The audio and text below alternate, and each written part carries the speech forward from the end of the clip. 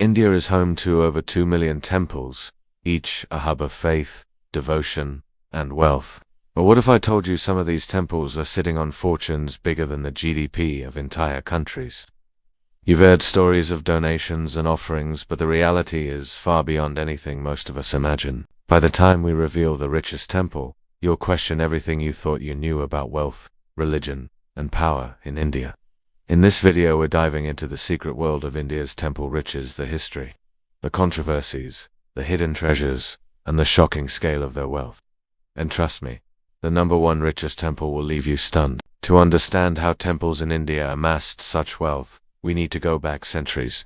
Temples were not just places of worship, they were centers of economic power. From the Gupta period to the Chola dynasty, temples served as landowners, banks, and even trading hubs. Kings and nobles donated gold, land, and other valuable assets, believing it would earn them spiritual merit, or punya. But this wasn't just piety.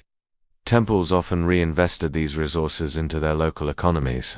They employed artisans, funded irrigation, and acted as safe custodians of wealth. In many ways, these temples operated like medieval corporations managing assets, recording ledgers, and even loaning money to merchants. Their rise wasn't accidental. It was systematic, intertwined with religion, politics, and finance. The origins of temple wealth can be traced to two main sources: royal patronage and public offerings. Kings donated generously to temples as a display of power and devotion. These donations often included land, jewelry, precious metals, and even entire villages. Temples then became landlords, collecting taxes and using the revenue to fund more projects, which in turn increased their influence.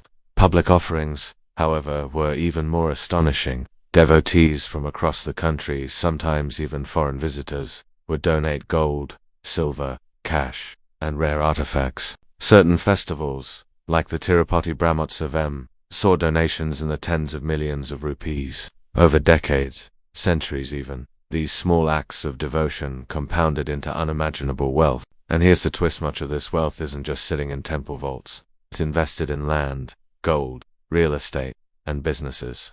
That's right. Some temples are not just places of worship, they are multi-billion-dollar institutions operating like corporate giants. Fast forward to the 20th century, India's temples had transformed from spiritual hubs into financial powerhouses. Some temples now manage thousands of crores worth of assets.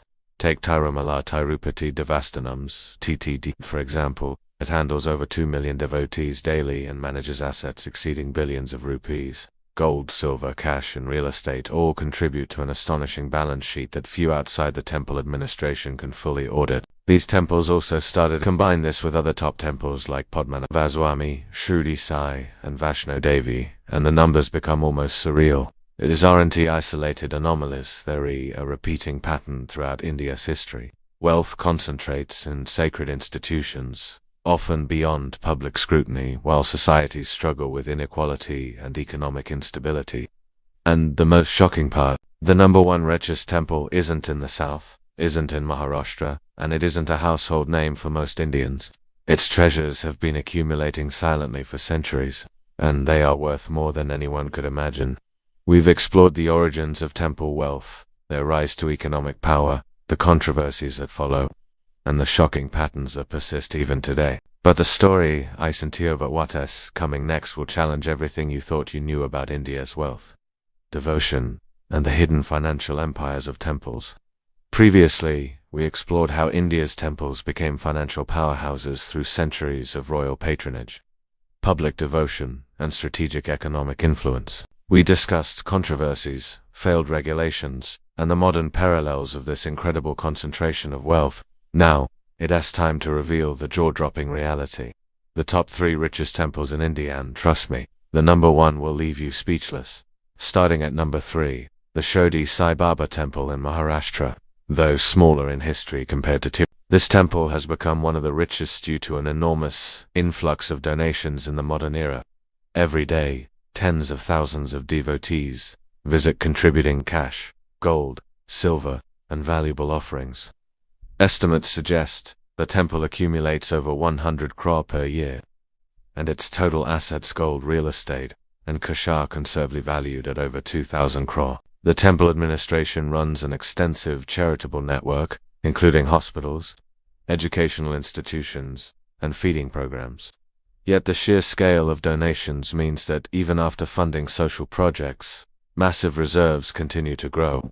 Unlike many temples, Shirdi also embraces modern technology. Online donations and digital banking have made global contributions effortless. The lesson here: modern devotees in the digital age are accelerating the growth of temple wealth at unprecedented rates. Next up, number 2. Vaishno Devi Temple in Jammu. 1. Faith meets finance. Temples are not just spiritual hubs, they are economic institutions with assets rivaling multinational corporations. Devotion translates into tangible wealth that has grown for centuries. 2. Transparency versus tradition. The immense wealth raises questions about oversight and accountability. Balancing religious autonomy with financial transparency remains one of India's ongoing challenges. 3. Power in quiet hands. The richest temples wield influence quietly. Beyond spiritual authority, their financial and social power impacts politics, local economies, and societal development in profound ways. India's temples continue to grow richer every year, powered by devotion, tradition, and modern contributions. But this raises an uncomfortable question.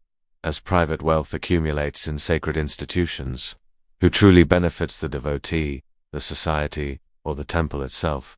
The answer isn't simple, and it challenges how we think about wealth, morality, and power. If this journey into India's hidden fortunes fascinated you, make sure to hit subscribe and turn on notifications. In our next video, we'll explore how these same principles of hidden wealth apply to other sacred institutions around the world, and what it could teach us about power, influence, and finance. Trust me, you don't want to miss it. And comment below, which temple's wealth shocked you the most, and why? Let's start the conversation.